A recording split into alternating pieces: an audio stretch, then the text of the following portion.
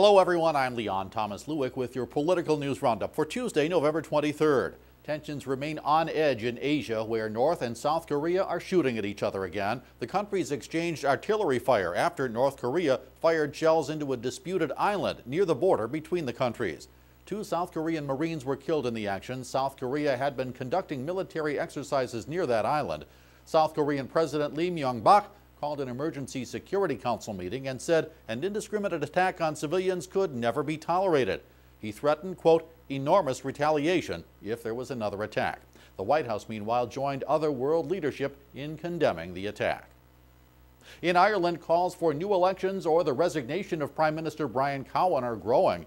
Many in the country are angry about budget-cutting measures the country is taking and the need for a financial bailout from the European Union and the International Monetary Fund.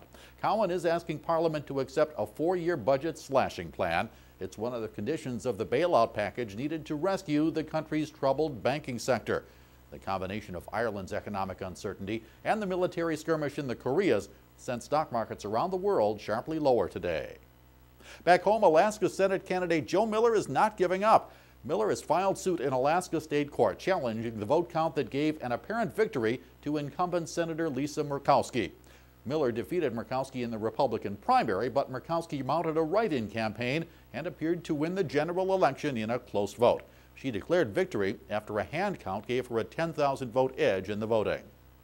In Texas, a jury is in the second day of deliberations in the money laundering trial of former House Majority Leader Tom DeLay. He was forced to resign 5 years ago after being charged with channeling nearly $200,000 in corporate donations to political campaigns. Doing so would be in violation of Texas law. If he's found guilty, DeLay faces a maximum penalty of life in prison.